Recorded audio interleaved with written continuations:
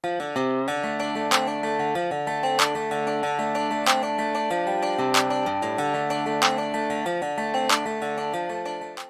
hello guys. Today is Sunday and pupunta tayo sa motor market. Meron kasi dung 70% less or up to 70% less, no? So sale doon, and titingnan natin baka meron tayong mabili na mura. So gagamitin ulit natin si N1. Okay. Yan. And yan. Okay, konti na lang gas. So let's go guys. So nilagyan na natin yung bag. At ang laman nito ay kapote. Dahil ngayon daw ay tag-ulan na, so baka abutin tayo ng ulan. So dalawang kapote, of course. Isa kayang kasera. Tag-ulan na pero napakainit ngayon. It's a Sunday, so hindi masyadong ma-traffic. At medyo nagbabadya ang ulan. Pero kanina medyo kainit-init, no? Maliwanag pa rin naman, so mainit pa rin. Okay pa rin itong power ni N1 despite lumakas ang kanyang back pressure. I mean, humina ang kanyang back pressure kasi naging dalawang pipe eh. Back pressure, ano ba yung back pressure? Guys, naiintindihan nyo ba yung back pressure? Sa Tagalog, ang back pressure ay yung pressure pabalik na nanggagaling to sa exhaust system ng isang makina. So kung halimbawa yung exhaust ay nabangga ang video, so kung halimbawa ang isang exhaust system ay malaki yung pipe, walang restriction sa muffler, may mga catalytic inverter, maraming liko-liko ang muffler, yung silencer, so mas mataas ang back pressure kapag ganon, kasi hindi agad nakakalabas yung exhaust.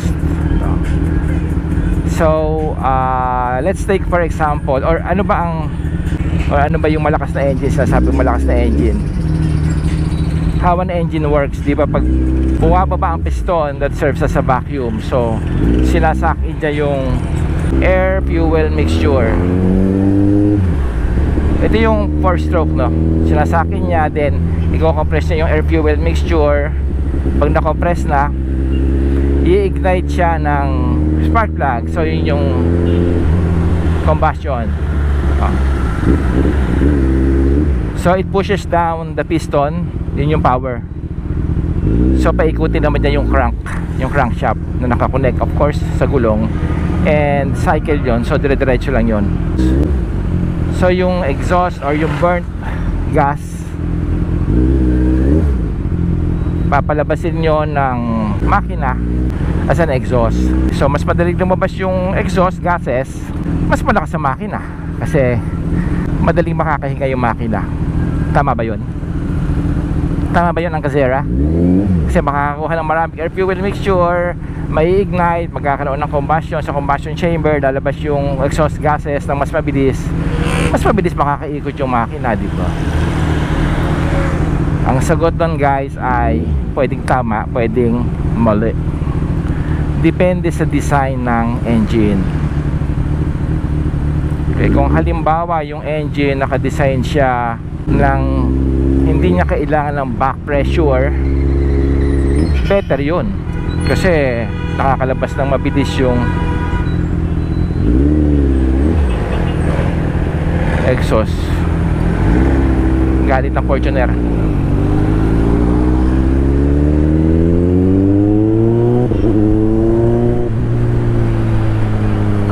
Pero kung kailangan ng makina ng back pressure, hindi maganda yon. Sana ba yung back pressure? Ba't kailangan din ng makina nun para lumakas? Para mas malakas ang makina pag may back pressure. Okay, para mas madaling maintindihan guys, napupunta ba kayo doon sa mga business establishments o mga churches, no? Na bukas yung pinto. Mayroon ba mga mall na ganon? May mga mall daw, di maliliit na mall na bukas yung pinto. Yung mga restaurant na bukas yung pinto. Church, madaming ganun kasi kailangan bukas yung pinto para in and out yung mga tao. But then naka-aircon yung establishment, so meron siyang air curtain doon sa door. So yung air curtain na yon, yun yung nagpe-prevent doon sa lamig ng aircon para hindi lumabas. Okay, sa makina guys, yung air curtain, yun yung back pressure. Yung pinto, yun yung valves. Okay, yung nangyayaring combustion sa makina, yun yung loob nung establishment o yung church. Ito yung naka-aircon, no? Yung aircon ng mall or ng business establishment na nakabukas, yung lamig ng aircon, yun yung compressed air and fuel mixture. So may mga instances kasi na nagkakaroon ng valve float. Ang valve float ay kung hindi nakasayad yung valve stem o yung tip, no? Tip ng stem doon sa lobe, cam lobe. Kasi 'di ba, ang traditional engine na nagbubukas doon ay rocker arm na pinaiikot ng camshaft, at ang nagbubukas sa valves ay rocker arm. Ang nagsasara naman ay spring. So may mga spring siya. Pero sa bilis ng ikot, nagkakaroon ng instances na naka-float. So mataas na yung piston, yung exhaust valve ay naka-open pa dahil nga nagkakaroon ng valve float. So that means lumalabas yung compressed air and fuel mixture kasi pataas na yung piston, compression na compression na, nakabukas pa yung valve. In this case, kailangan ng back pressure para wag lumabas yung air fuel mixture. Kasi importante yung kahit na maliit yung or kaunting amount lang ng air fuel mixture yung lalabas during compression, kailangan yon sa compression. Kasi mas malakas ang engine kapag mas maraming air fuel mixture, kaya mas malaki ang engine, mas malakas.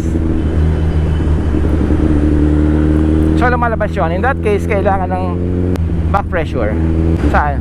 Sino?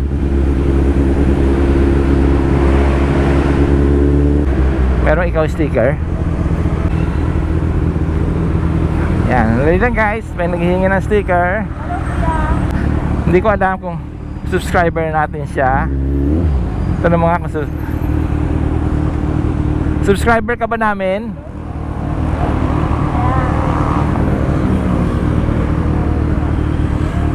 Okay, thank you. Ingat sa pagka-grab. Ano pangalan mo kuya? Pio. Shout out kay Sir Pio sa Grab. Pa-deliver siya ngayon. Thank you. Ingat.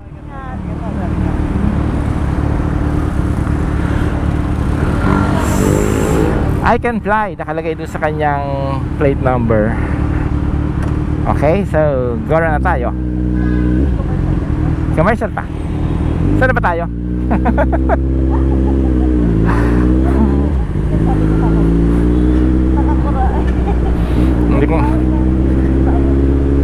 Hindi ko nakita kasi hirap magdadali. Okay. So sa valves, okay, pag may valve float at like compression lumalabas doon ang air fuel mixture. So kailangan noon ng air pressure. So importante ng air pressure pagka ganun yung design ng engine. However, mayroon ngayong bago. Actually hindi na ito bago, dati pa ito, desmodromic valves. Desmodromic valves, I think ina-adapt ito sa motorcycle ng before, no? Ay hindi ko lang alam ngayon kung ina-adapt pa nila ito ng Ducati. That is why meron Ducati DVT. Yun ay desmodromic valve timing. So yung desmodromic valve system na yon, di ba, ang traditional, ang nagbubukas ay rocker arm, camshaft, ang nagsasara ay spring. Pero dahil sa bilis ng ikot, yung spring ay hindi na agad nakakabalik. I think meron din ng BMW, nag-a-adapt din sila dito, pero hindi desmodromic. Ang tawag doon ay VANOS, valve ano yung DANOS? VANOS variable nitrodromen Retrong. Something like that. Variable not to Wallen are strong. Okay, anyway, Vanos is VVT. Sa variable vibe timing din sila. So, di ba pag sinabing VVT, na-adjust siya ng ECU. So, okay, balik tayo dun sa desmodromic valves.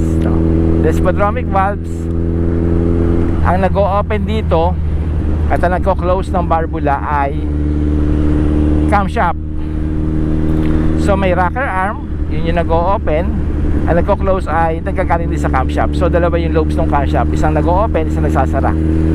So in this case, yung mga ganitong makina, nakaka-rev to even up to 15,000, 17,000 or 18,000 RPM. Kasi naiiwasan dito yung valve float. Kasi hindi na spring ang nagsasara nung valves, camshaft na rin. So kahit umikot ng mataas na RPM, pwede. Okay.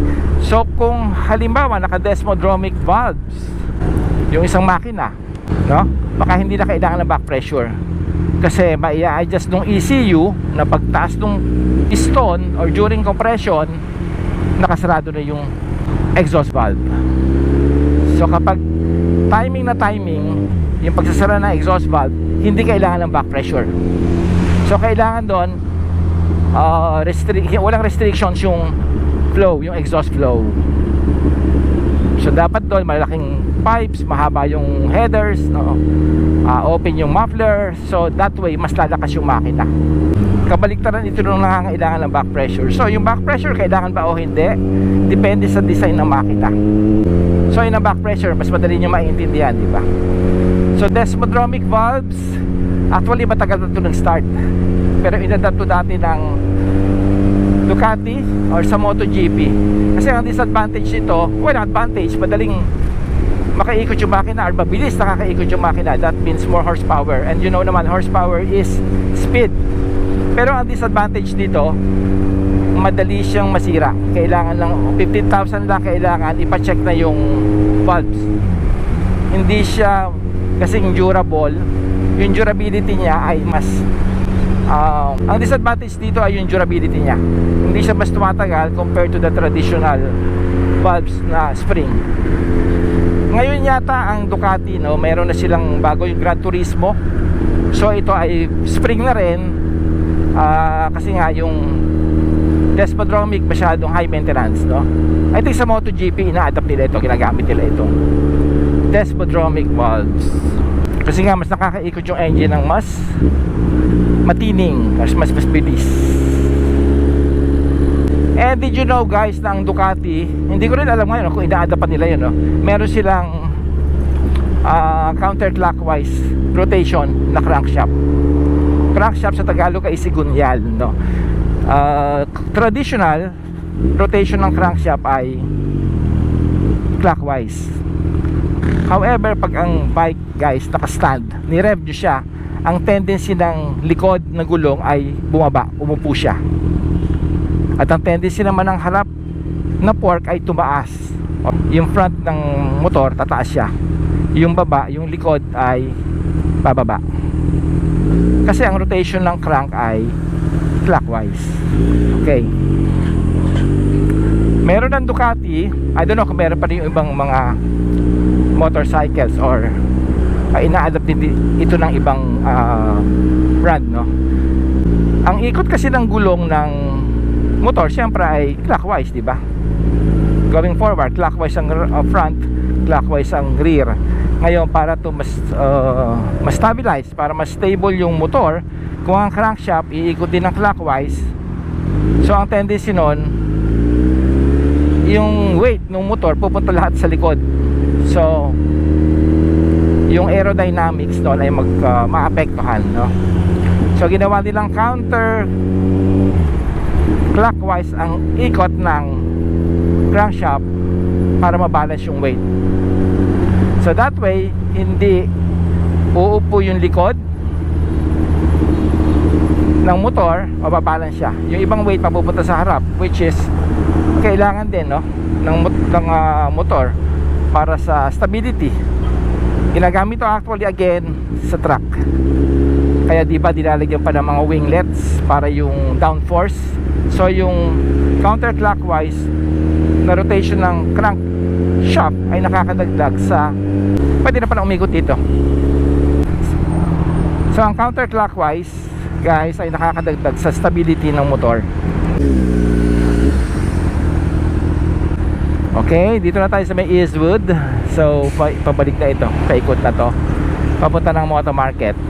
Meron daw kasi ditong up to 70% sale up to tomorrow pa. Today is June 2, hanggang June 3 pa actually yung hanggang June 3 pa yung sale dito. So titignan natin, baka may mas mura, baka may mga mura na items.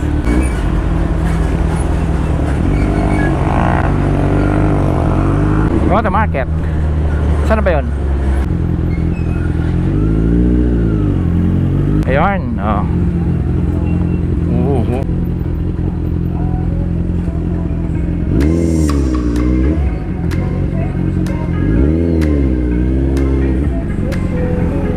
Dito, kayo ay dahil na siya, oh. Dami. Okay.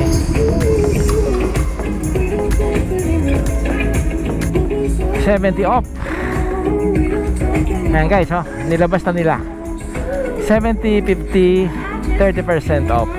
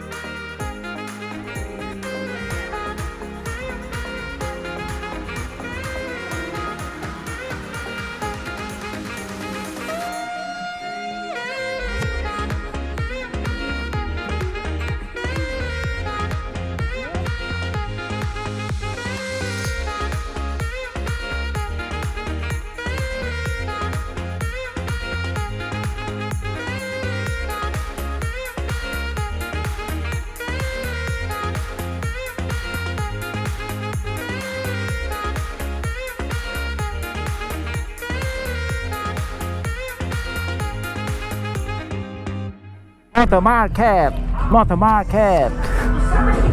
Okay, paalis na kami dito guys. Yung mga Dynasty shoes na yon, 8,000. Tapos yung mga jacket, yung mga lahan dyan, mga Komini, mga 8,000 yung price nya. Muna yung mga Accra, mga Krapovich na mga muffler na yon, merong 38,000. Yun, pwede, mura yung mga yon. Tapos mga helmets, may mga 11,000. Depende guys kung ano yung kukunin nyo.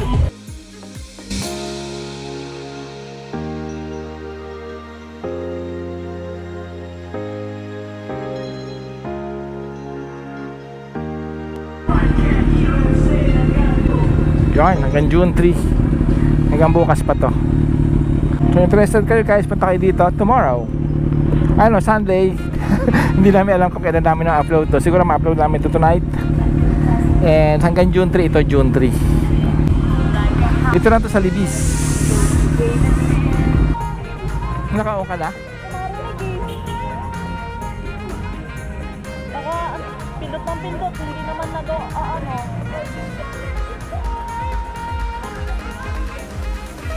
Hindi ko alam kung naka-on na o hindi pa eh. Sige eh.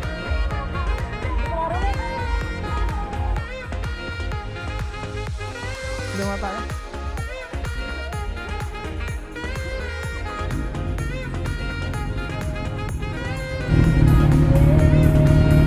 Ganda ako. Yan, so paalis na kami dito guys. Yung mga Accra, mura ano? Oo.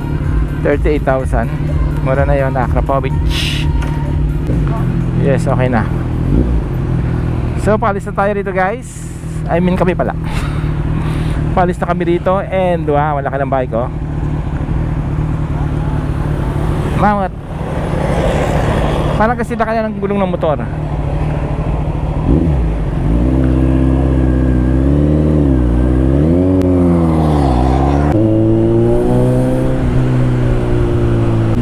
Guys, parang Marcos Highway na kami. And sana naintindihan nyo yung sa back pressure and yung desmodromic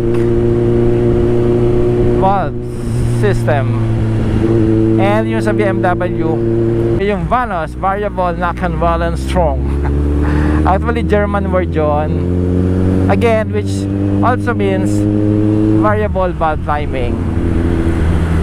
So yung variable valve timing, very important din sa mga motor. I think ang Kawasaki, I think H2R meron sila nun. Yamaha R1 meron din yata sila nun. Suzuki, yung pang most of these motorcycles na ginagamit sa racing, meron nun sa GP. Kasi I just nang easy yung valve closing and valve opening. And syempre, very important to sa performance ng makina. So back pressure, again, yun yung pwedeng makatulong or pwedeng or kailangan or pwede kailangan, pwede namang hindi kailangan sa isang engine para mag-perform siya ng malakas or ng maayos. So sa lahat ng tumabas ng short video namin na ito, thank you so much. Please comment down below if you have any. Don't forget to like and please subscribe to our YouTube channel. Bye guys. Thank you for watching.